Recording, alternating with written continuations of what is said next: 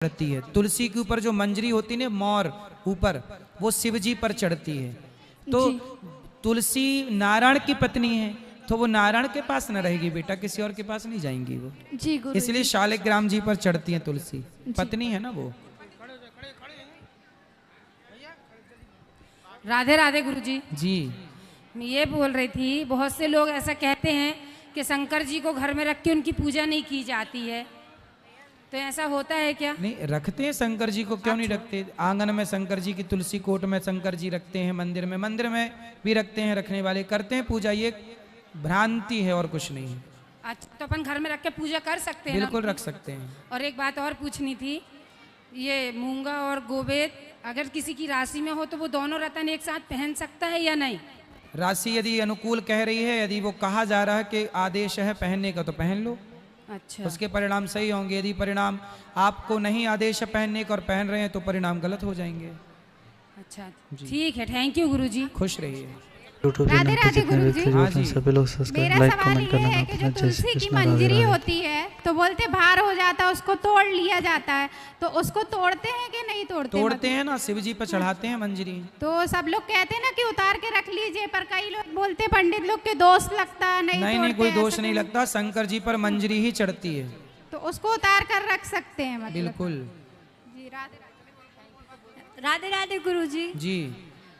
गुरुजी, मेरे पति ने शराब पीते हैं और सरपंच हैं, और हथलीवा ग्राम हथलीवा के पर सरपंच हैं। बहुत ज़्यादा शराब पीते हैं, वो मानते नहीं है मेरी बात भी। हो आए हैं, आए थे, वो हमको छोड़ के चले गए। तो अभी लेने आएंगे कि नहीं?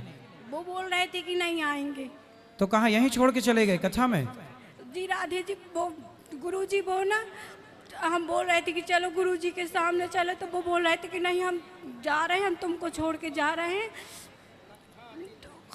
तो वो नहीं छोड़ेंगे, लेने आएंगे। कहाँ जाएंगे? सरपंच है ना, हाँ आना पड़ेगा सरपंच साहब को। नहीं गुरुजी, वो बहुत शराब पीते हैं, हम बहुत परेशान हो गए उनसे। अरे तो सरपंच हैं तो शराब काहे पी रहे हैं भाई? चलो ले आओ, समझाएंगे सरपंच साहब को। हथलेवा के नहीं आएंगे सर गुरुजी, मेरी 2 बच्ची हैं, बहुत परेशान हो गए हम उनसे। ज्यादा ही पीते हैं?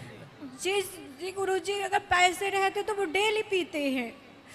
तो सरपंच हैं तो पैसा तो हो गई उनके पास। ज्यादा नहीं है सर गुरुजी, लेकिन वो जब तक पैसे रहेंगे तो पिएंगे, और जब नहीं रहते तो वो घर आ जाते हैं। अच्छा, ले आना, समझाया ही जा सकता है ऐसे शराबियों को, और क्या करें। और वो छोड़ के भी चले गए हम। अरे आपको नहीं छोड़ेंगे, आपके बिना नहीं रहेंगे, वो आएंगे, चिंता ना करो, आएंगे। कहाँ जाएंगे? चलो, और किसका प्रश्न है? वहां ले जाओ पीछे, सब बैठो। गुरुजी राधे राधे। हाँ जी। गुरुजी, धर्म और विज्ञान में मुख्य अंतर क्या है? भाई धर्म और विज्ञान, देखो धर्म से ही, जब व्यक्ति धर्म से चलता है तब विज्ञान तक पहुंचता है। उदाहरण के लिए समझिए, बिजली के तार हैं, फेस का तार अलग है, अर्थ का तार अलग है। तो अर्थ के तार पर अर्थ का तार लगाओगे, फेस के तार पर फेस का तार लगाओगे, तब ना जाके लाइट जलेगी। यदि तार अदल बदल दिए जाएं तो फ्यूज हो जाएगा कि नहीं? बोलो जी। तो धर्म क्या है? धर्म यही तो कहता है कि सिस्टम से चलो, हर चीज का धर्म है। भाई विज्ञान का भी तो अपना धर्म है जी। भाई इस तार को, जहां लाल तार, उसमें इसलिए लाल, रेड, वाइट ना, तार अलग अलग कलर के क्यों होते? पीला अलग है, लाल अलग है, क्योंकि वो ये पहचान के लिए कि ये किस फेस का क्या है, अर्थ का क्या है, कलर से पहचान हो जाए। तो ये धर्म ही तो है कि उसके तार को उसके साथ ही जोड़ो। ये धर्म है कि मतलब आप धर्म के साथ चलिए। धर्म कहता है कि रामो विग्रहवान धर्म, राम ही धर्म है। धर्म कहता है सत्य बोलो, धर्म कहता है दया करो, धर्म कहता है परोपकार करो। धर्म अपनी जगह है, विज्ञान अपनी जगह है। तो क्या दोनों एक दूसरे के पूरक हैं गुरुजी? भाई विज्ञान कहाँ से प्रकट हुआ? वेदों से। हमारे वेदों से ही ना विज्ञान प्रकट हुआ। बताओ ज्ञान बड़ा कि विज्ञान बड़ा? ज्ञान और विज्ञान क्या बड़ा? बोलो। वही तो पूछ रहा था सर। अरे आप ये नहीं पूछ रहे थे, जो हम पूछ रहे हैं पहले वो बता दो। ज्ञान बड़ा है। ज्ञान बड़ा? जी। तो ज्ञान कहाँ से मिलता है? वेदों से। तो ज्ञान बड़ा है, ज्ञान होगा तब तो विज्ञान होगा, ज्ञान ही नहीं होगा तो विज्ञान कहाँ से होगा? सुनो, पानी में बिजली है, ये हो गया ज्ञान, लेकिन पानी से बिजली को प्रकट करके दिखा देना ये हो गया विज्ञान। जी गुरुजी। ये अंतर ज्ञान विज्ञान में। जी गुरुजी, राधे राधे। चलो, हो गया। जय श्री कृष्णा गुरुजी। जय श्री कृष्णा। गुरुजी, मेरा ये प्रश्न है कि जैसे अब मेरे पेपर आ रहे हैं और उससे पहले मैंने कुछ पढ़ाई करी नहीं थी, तब मेरे दिमाग में बहुत ओवर थिंकिंग टाइप की होती है, तो उसको मैं कैसे मतलब हटाऊं? ओवर थिंकिंग की ज़रूरत नहीं है, आपको मन लगा के अपनी पढ़ाई करनी है और विषयों को तैयार करना है। ना ओवर थिंकिंग की ज़रूरत है, ना ओवर कॉन्फिडेंस की ज़रूरत है। बस धैर्यता के साथ पढ़ो, धैर्यता के साथ लिखो और बहुत अच्छे से अपने कार्य को आगे बढ़ाओ। बिल्कुल आपको विचलित नहीं होना। ये घड़ी ऐसी है कि आपको बिल्कुल मन स्थिर करके कार्य करना चाहिए, इसी से आपकी विजय होगी, जीत होगी, आप आगे बढ़ोगे। भावना में ना बह जाना। राधे राधे गुरु। खुश रहिए।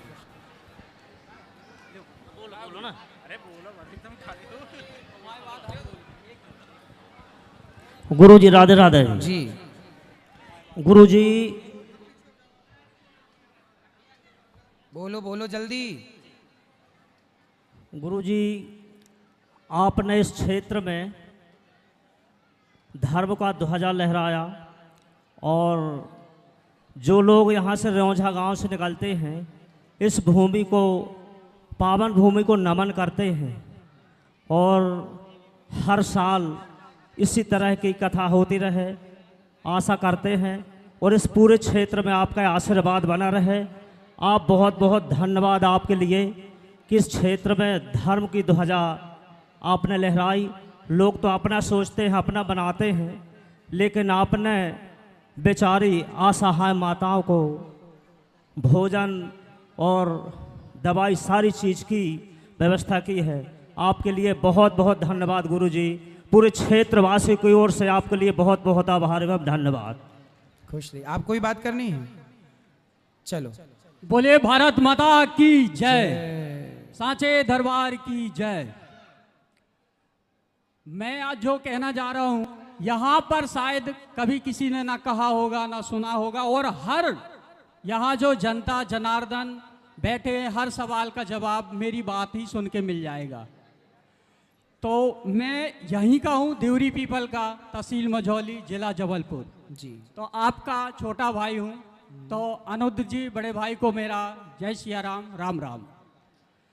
मेरा आपसे यह क्वेश्चन है कि यह जो हम भागवत करते हैं, यह किस लिए करते हैं, वह बताएं।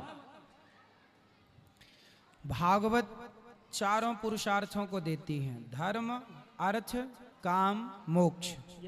राजा परीक्षित जी को 7 दिन में मरने का श्राप लगा था, तो राजा परीक्षित जी ने सुखदेव जी से कहा कि मुझे 7 दिन में मरना है, अब मेरे पास समय है कम, बताइए मेरा उद्धार कैसे होगा। सुखदेव जी ने कहा भागवत सुन लीजिए, भागवत सुनने से आपका उद्धार हो जाएगा। धुंधकारी प्रेत बन गया, धुंधकारी भटक रहा था अन्य जगह पर, तब उसे कहा गौकर्ण जी ने, सूर्य भगवान ने, कि भागवत सुन लो, तो धुंधकारी भी भागवत सुन के उतर गया। तो भागवत तारती तो है, पर भागवत सबसे बड़ा काम करती है, समाज को जोड़ करके आज सही ज्ञान भागवत के द्वारा दिया जा रहा है। युवाओं को कैसे काम करना चाहिए, देश की सेवा कैसे करनी चाहिए, माँ बाप की सेवा कैसे करनी चाहिए, रिश्तों में पति पत्नी के साथ कैसे रहना चाहिए, सत्य के साथ किस तरह जी सकते हैं, शराब ना पिएं, गांजा ना पिएं, हर बुराई पर प्रहार यहाँ बैठ के किया जा सकता है। यही भागवत से कहलाता है। जी। जो आपने कहा वह एक सत्य बात है, ठीक। लेकिन भागवत का अर्थ यही होता है कि हर एक नागरिक जो है ज्ञानी बने, उसकी समस्याएं दूर हो, वह धर्म के मार्ग में चले। लेकिन ऐसा कुछ भी नहीं होता। क्यों? क्योंकि लोग जो है उसका सही पालन नहीं करते। सही है, सही है। सबसे प्रथम जैसे मैं आपको ही कह रहा हूं कि आप जो कहते हैं तो जो भागवत में लिखा है वही कहते हैं, हाँ या ना? जो लिखा है वही तो कहेंगे, उसके बाहर का कैसे कहेंगे? यस। लेकिन उदाहरण हाँ। उदाहरण देने के लिए सब बातें करनी पड़ती हैं। देखो, जब आप भोजन करते हो तो भोजन की थाली में दाल चावल भी होता है, सब्जी रोटी भी होती है, चटनी भी होती है, अचार भी होता है, क्योंकि थाली सुंदर हो, स्वाद बने। इसी तरह से जब कोई भी कार्य, जैसे तुलसीदास जी ने रामचरितमानस लिखी, तो रामचरितमानस कैसे लिखी? अब जैसे रामचरितमानस में ये तो नहीं लिखा कि शबरी के जूठे बेर खाए, कहाँ लिखा है? ठीक नहीं लिखा। अब आप कहो कि आप तो कह रहे हो कि शबरी के जूठे बेर राम जी ने खाए, पर ये तो लिखा ही नहीं है।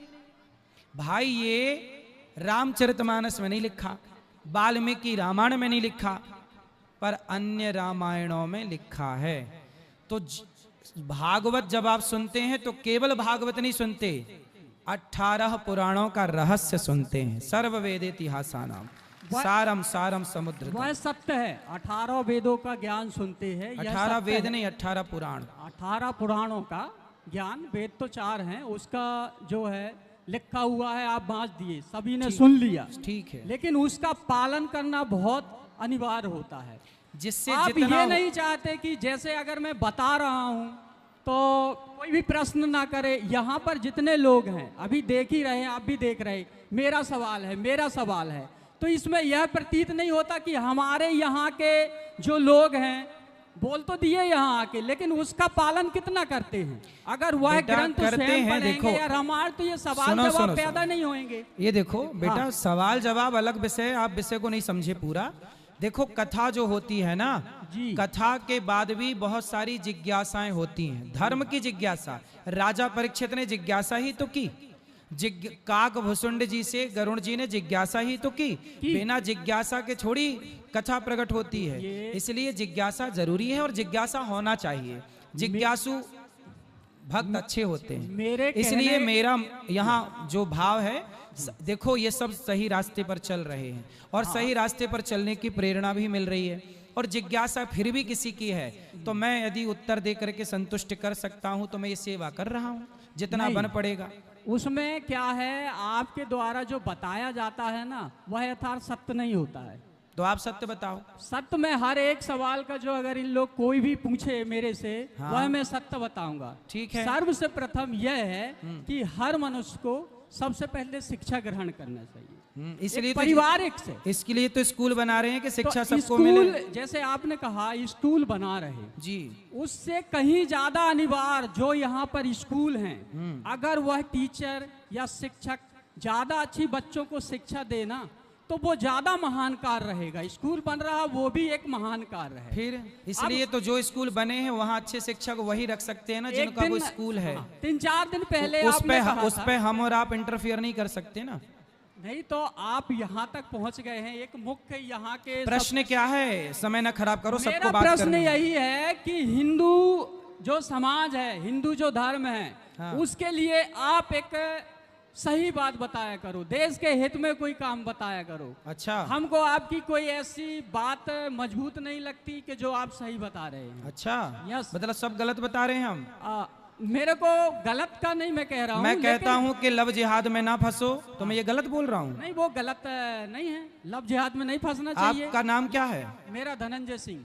तो धनंजय जी, हाँ। तो यहाँ पे मतलब हम जो बोल रहे हैं कि भाई लव जिहाद पे ना चलो, सदा भगवान का कीर्तन करो, माँ बाप की सेवा करो, तो हम ये सब गलत बोल रहे हैं? नहीं, ये गलत हम नहीं तो है। बोल रहे हैं कि माँ बाप की सेवा करो, इतनी सेवा करो कि माँ को वृद्धाश्रम न जाना पड़े, ये सब गलत है। अब जैसे आपको कहा गया कि वृद्ध आश्रम है, गौ आश्रम है, तो ये तो सब आपके पैसे का कमाल है ना भाई। आपको नेता मंत्री मिनिस्टर इतना पैसा दे रहे हैं तो उसका उपयोग कर रहे हैं, लेकिन आपसे अच्छे काम हमारे को गांव के, जैसे आप अपने बचपन की कथा बताते हैं जी। तो सबका बचपन ये सही है। सभी लोग पहले गरीब होते हैं, फिर धीरे धीरे अमीर रहता सभी। तो आप यह सोचो ना कि हमारे जो जितने भी समाज है बेटा, सुनो बेटा, अच्छा ये बताओ जी, लोग हमें दे रहे हैं हाँ। तो तुम खड़े होके मांग लो, तुम्हें दे दें लोग, तुम कर लो।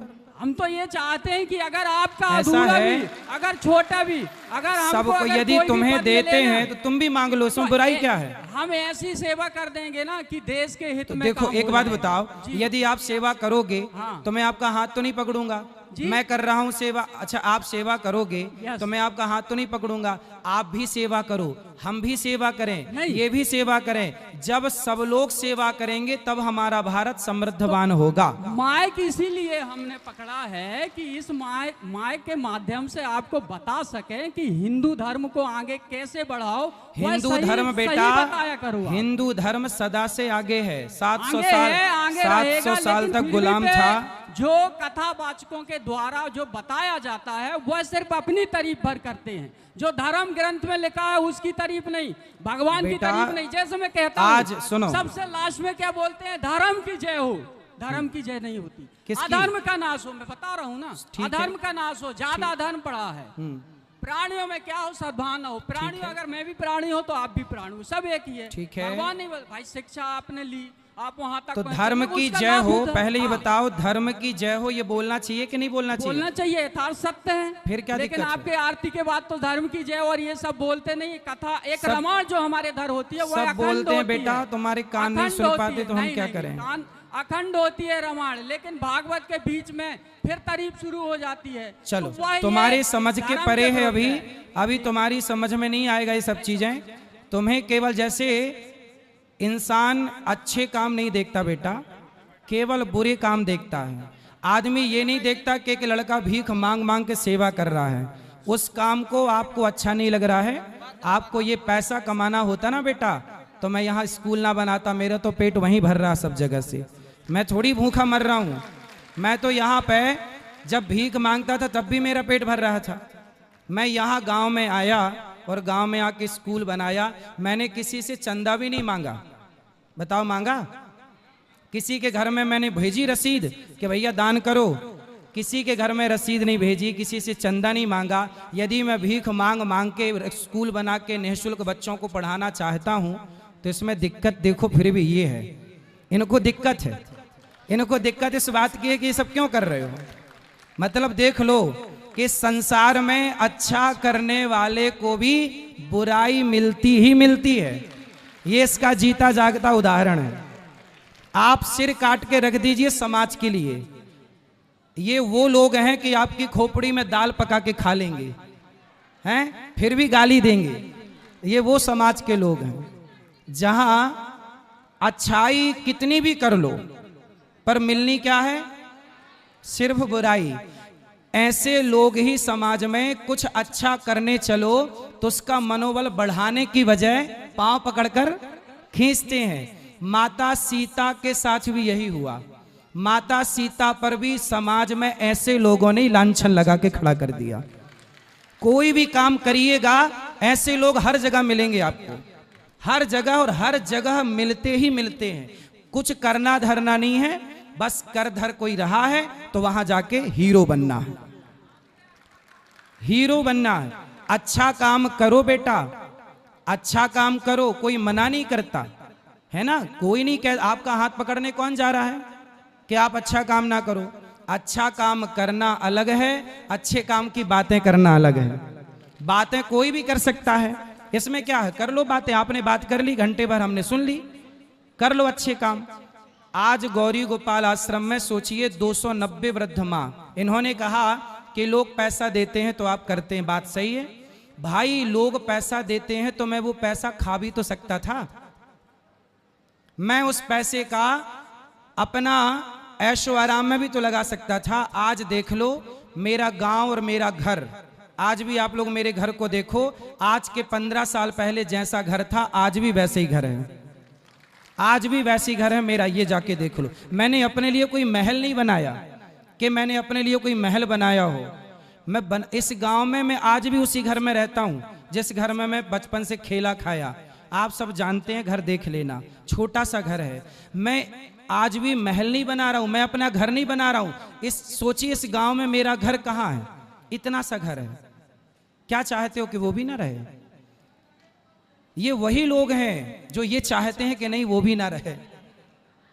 समाज देखिए किस दिशा में चल रही है। मतलब आप ना दिन रात, मैं सवेरे से जागते से लेकर रात के सोते तक ये सोचता हूँ, अच्छा बताओ मेरे इस गांव में स्कूल मैं बनाने जा रहा हूँ, उस स्कूल को बनाने में करोड़ों रुपए लगेगा कि नहीं? क्या ये करोड़ों देंगे? इनसे पूछो कि इन्होंने सहयोग कितने का किया। बातें इन्होंने खूब की, सहयोग 1 रुपया का नहीं दिया। ये वही लोग हैं जो देना कुछ नहीं है, बातें करा लो झुआ भर, है ना? 1 रुपए देना नहीं, बातें लंबी चौड़ी करना, पहला।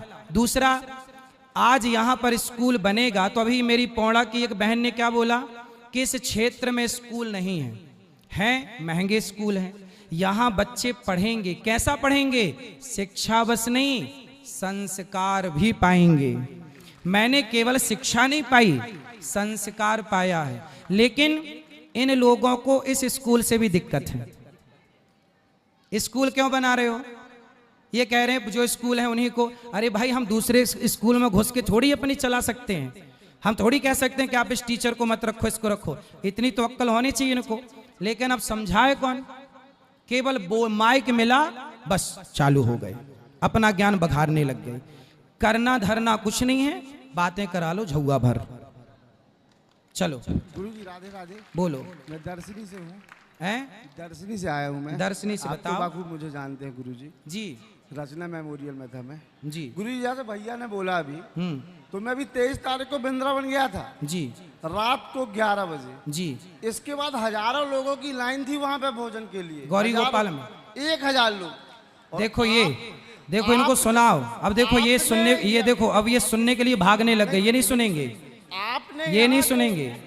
जैसे भैया ने बोला धर्म और कर्म, जी तो ये आपका धर्म और कर्म, माने हम भी हैं और आप भी हैं जी। पर आपका धर्म और कर्म है जो आप वहाँ हैं और हम यहाँ हैं, क्योंकि आप धर्म और कर्म आपको दिख रहे हैं।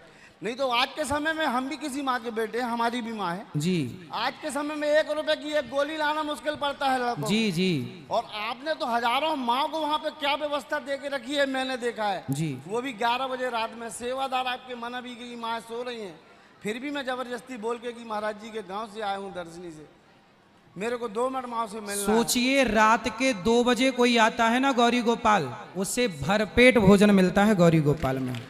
2 बजे रात को मैं यहाँ बैठा हूँ, फिर भी वहाँ रसोई चल रही है। ये सेवाएं कितनी मेहनत करके काम करना पड़ता है, लोगों से भीख मांग मांग के काम करना। सोचिए, मैं चोरी नहीं करता, डाका नहीं डालता, किसी के जेब में हाथ नहीं डालता, और सेवा मांग मांग के करता हूँ। मैं चाहता तो अपने लिए महल बना लेता, लेकिन मैं आज भी उसी घर में हूँ। देख लेना चल के मेरा घर। जी गुरुजी, ये बहुत बड़े सौभाग्य की बात है कि आज यह कार्यक्रम हो रहा है और आपके दर्शन हो रहे हैं।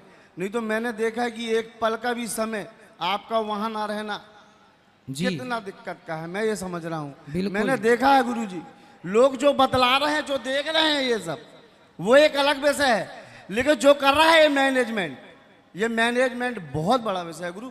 और मैं बहुत बड़ा वो अपने आप को आभारी समझता हूँ कि इस क्षेत्र का हूँ, दर्शनी गांव से हूँ और आप इस गांव के हैं।